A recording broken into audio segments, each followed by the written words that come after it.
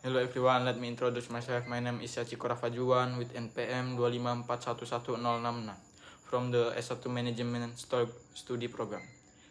I will deliver material about manajemen dalam konteks sejarah. Evolusi manajemen sepanjang sejarah, sebuah eksplorasi tentang bagaimana konsep manajemen berkembang seiring waktu. Seiring dengan perubahan masyarakat, mendefinisikan manajemen dalam konteks sejarah, memahami evolusi konsep dan praktik. Manajemen telah berkembang sebagai konsep dinamis yang dipengaruhi oleh perubahan sosial, ekonomi, dan teknologi. Perspektif historis ini memungkinkan kita untuk memahami asal-usul teori dan praktik manajemen modern yang membuka jalan bagi pemahaman yang lebih mendalam tentang bagaimana perkembangan di masa lalu terus membentuk pendekatan manajemen kontemporer. Praktik manajemen awal, karakteristik manajemen kuno, fondasi otoritas. Praktik manajemen awal bersifat praktis dan berbasis pengalaman. Ditandai dengan struktur hierarkis dan kepemimpinan otoriter. Pendekatan fundamental ini krusial dalam mengorganisir proyek-proyek berskala besar seperti pembangunan piramida di Mesir kuno untuk memastikan pengawasan dan pembagian tugas yang efektif di antara para pekerja guna mencapai tujuan-tujuan monumental. Manajemen selama revolusi industri (W) atau revolusi industri. Transformasi praktik manajemen peralihan dari pekerjaan manual ke mekanisasi pembagian kerja yang sistematis, muncul lahirnya prinsip manajemen ilmiah. Transisi ke produksi mekanis evolusi. Efisiensi kerja membuka jalan bagi praktik manajemen yang terorganisasi. Penetapan tugas-tugas khusus menyebabkan peningkatan produktivitas dan meletakkan dasar bagi struktur organisasi modern. Manajemen ilmiah memperkenalkan pendekatan sistematis dengan fokus pada optimalisasi proses kerja dan penetapan standar efisiensi dalam industri. Tokoh sejarah utama dalam manajemen. Tokoh sejarah dalam teori manajemen pemikir berpengaruh yang membentuk dasar praktik dan prinsip manajemen.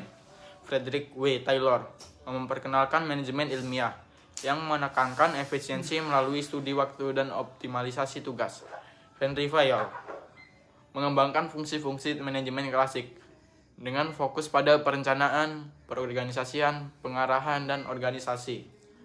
Max Weber mengusulkan teori birokrasi yang menyoroti pentingnya hierarki dan aturan nasional dalam organisasi.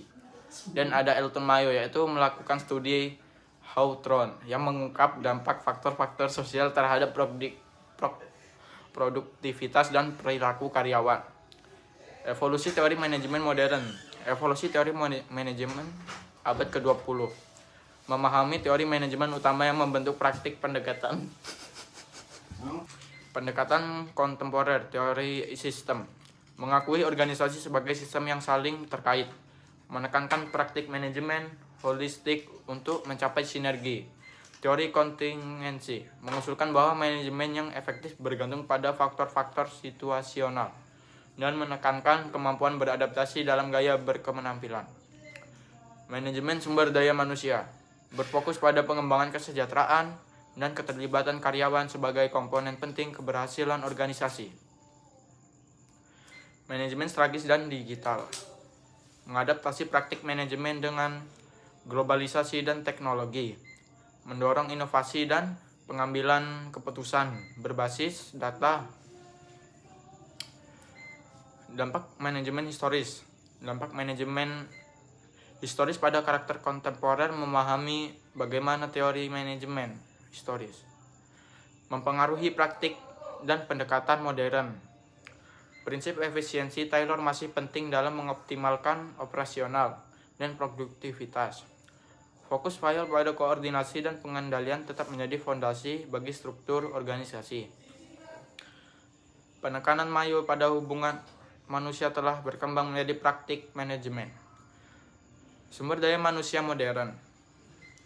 Teknologi digital memungkinkan pendekatan manajemen berbasis data yang meningkatkan pengambilan keputusan dan efisiensi. Poin-poin utama dari evolusi manajemen. Historis memahami masa lalu memperkaya pendekatan kita terhadap praktik manajemen dan efisiensi sumber daya. Thank you for attention.